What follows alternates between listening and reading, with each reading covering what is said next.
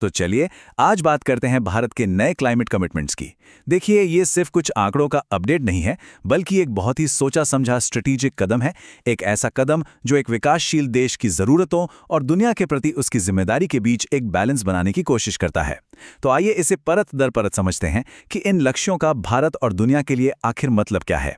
ये हम सब जानते हैं कि क्लाइमेट चेंज इस सदी का सबसे बड़ा संकट है, और सच तो ये है कि इससे कोई भी देश अछूता नहीं रह सकता। लेकिन जब भारत जैसा विशाल और तेजी से बढ़ता हुआ देश कोई कदम उठाता है, तो पूरी दुनिया की नजरें उस पर टिक जाती हैं।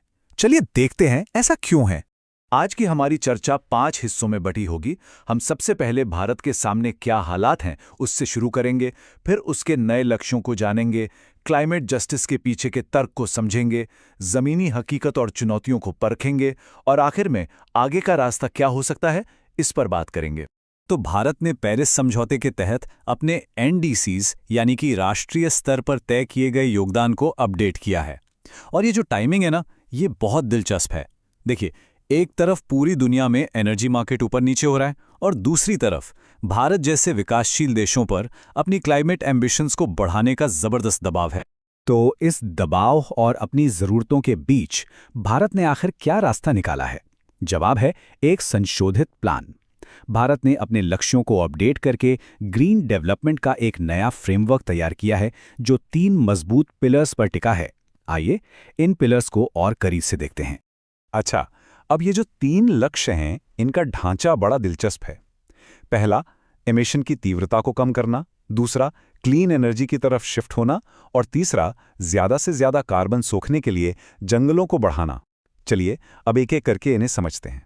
पहला लक्ष्य है एमिशन इंटेंसिटी में कटौती। भारत ने यह वादा किया है कि वो 2035 तक 2005 के लेवल के मुकाबले अपनी इकोनॉमी की एमिशन इंटेंसिटी को 47% तक कम कर देगा। अगर आसान शब्दों में कहूं तो इसका मतलब है कि भारत अपनी जीडीपी की हर एक यूनिट बनाने के लिए पहले के मुकाबले बहुत कम कार्बन छोड़ेगा। ये वाकई में एक बड़ा बदलाव है। दूसरा लक्ष्य है एनर्जी ट्रांजिशन। अब भारत अपनी कुल बिजली बनाने की क्षमता का 60% हिस्सा नॉन फॉसिल फ्यूल यानी कि सोलर, विंड जैसे स्रोतों से पैदा करेगा। ये भारत की एनर्जी सिक्योरिटी को क्लीन एनर्जी से जोड़ने की दिशा में एक बहुत बड़ा कदम है। और तीसरा लक्ष्य है कार्बन सिंक का, मतलब प्रकृति की मदद से कार्बन को सोखना। भारत अपने जंगलों और पेड़ों के जरिए 3.5 से 4 अरब टन एक्स्ट्रा कार्बन डाइऑक्साइड सोखने की क्षमता बनाएगा। ये सिर्फ एमिशन कम करना नहीं है, बल्कि पर्यावरण को फिर से बेहतर बनाने की एक एक्टिव कोशिश है। अब सवाल ये उठता है कि भारत ने आखिर यही लक्ष्य क्यों चुने? इसके पीछे भारत की अपनी सामाजिक, आर्थिक हकीकत और क्लाइमेट जस्टिस का एक मजबूत तर्क छिपा है। जरा इस स्लाइड पर एक नजर डालिए। ये आंकड़ा सारी कहानी साफ कर देता है। भारत का प्रति व्यक्ति उत्सर्जन यानी पर कैपिटा एमिशन दुनिया के एवरेज का लगभग 1/3 है। इसके बावजूद भारत क्लाइमेट चेंज से लड़ने में अपनी भूमिका निभा रहा है, और यहीं से क्लाइमेट जस्टिस का सिद्धांत सामने आता है। ये सिद्धांत, जिसे CBDRC कहते हैं, ये मानता है कि क्लाइमेट चेंज से लड़ने की जिम्मेदारी तो सबकी है, लेकिन विकसित देशों की ऐतिहासिक जिम्मेदारी कहीं ज्यादा है।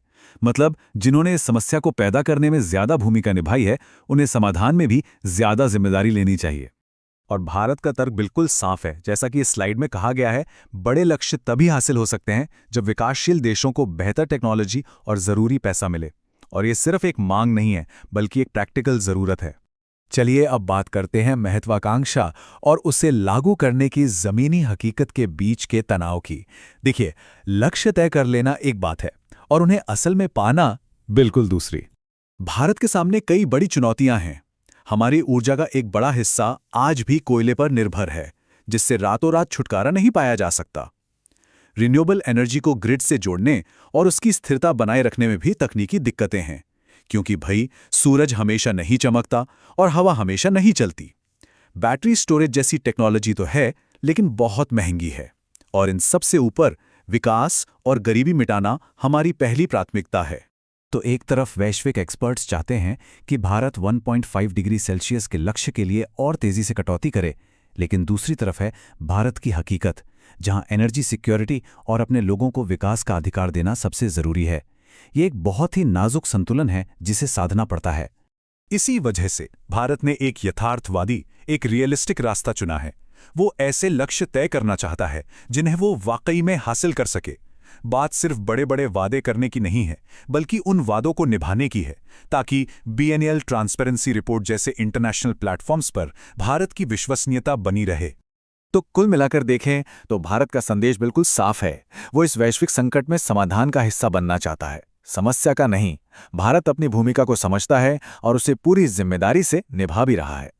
और यह समझना भी जरूरी है कि भारत की स्ट्रैटेजी सिर्फ इन 3 लक्ष्यों तक ही सीमित नहीं है।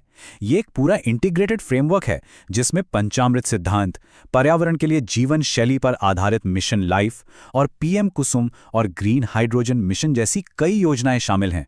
ये एक दूर की और व्यापक सोच को दिखाता है। तो अंत में ये एक सवाल बचता है, भारत जैसे देशों के लिए आगे का रास्ता क्या तय करेगा?